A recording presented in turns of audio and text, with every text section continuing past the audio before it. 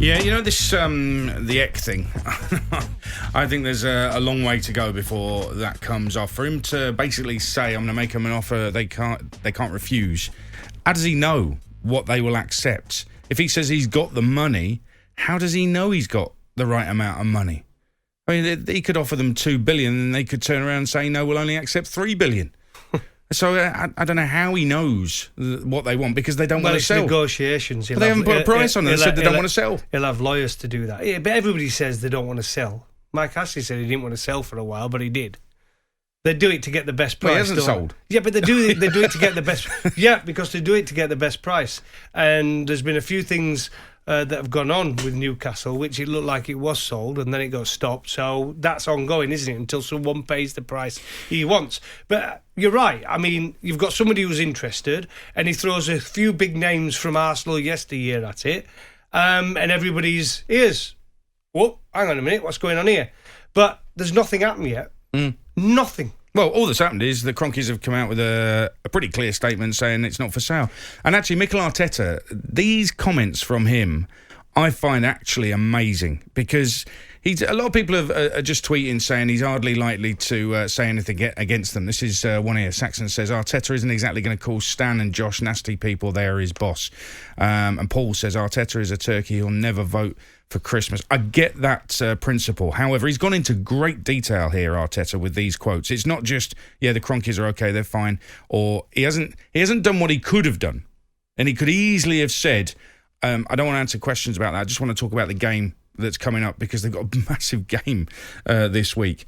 He's gone into some detail. He said this, and I'll read you all the quotes from Arteta. He says, if we all feel that is necessary, i.e. for the Kroenkes to speak to the fans, if we all feel that's necessary and that will be helpful, I'm sure they would do anything it takes to bring the fans closer to them. If the fans get the opportunity to know them, I think most of them would be surprised. We spoke to them, and I think it was very clear they showed their commitment to the football club and showed ambition to the football club, because we all want a successful team on the pitch. I think it was very clear and took any doubt out of the situation.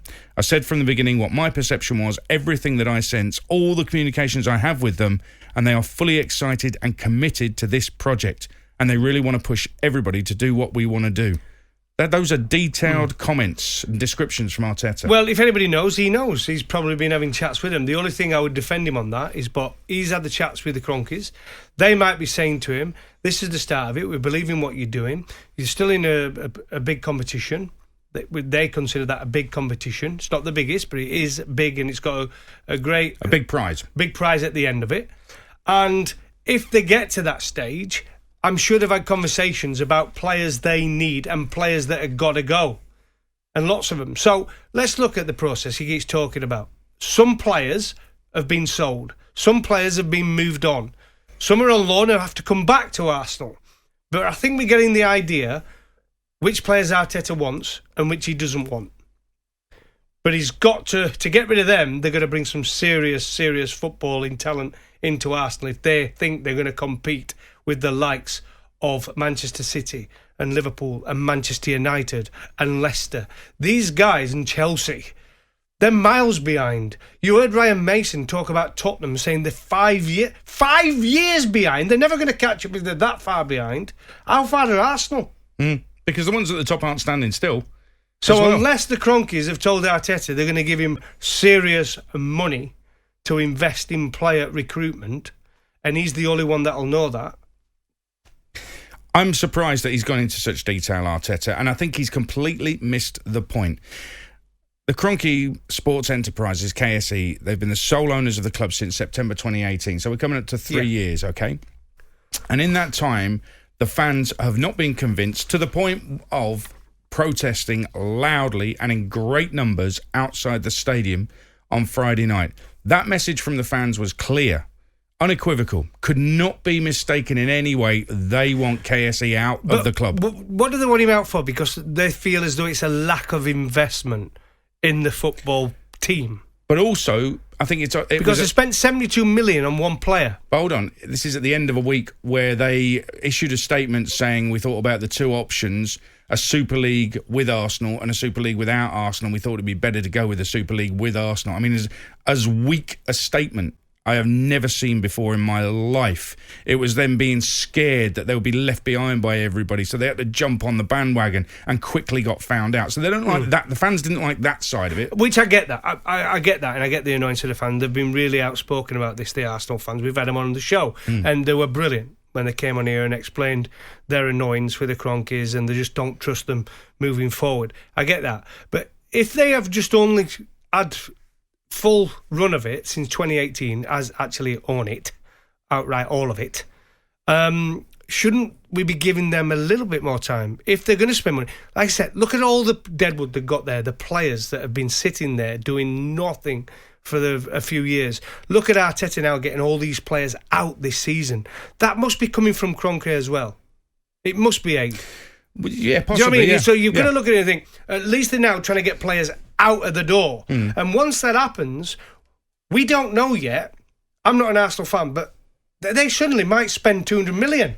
If they get rid of the players that want out. They got rid of Ozil, they might get rid of a few more with the one out the door. It's obvious which ones he wants out the door, and they've got rid of a few of them. There might suddenly be loads of money available. We don't know. You're right, and that might happen, but we're waiting for it to happen. And in 3 years, they haven't really seen it happen now, except what you say about signing Pepe for a huge fee. But we've also got to remember there's another backdrop to this, and that was Arsenal making redundancies at the football club last year and then giving a huge contract to Aubameyang.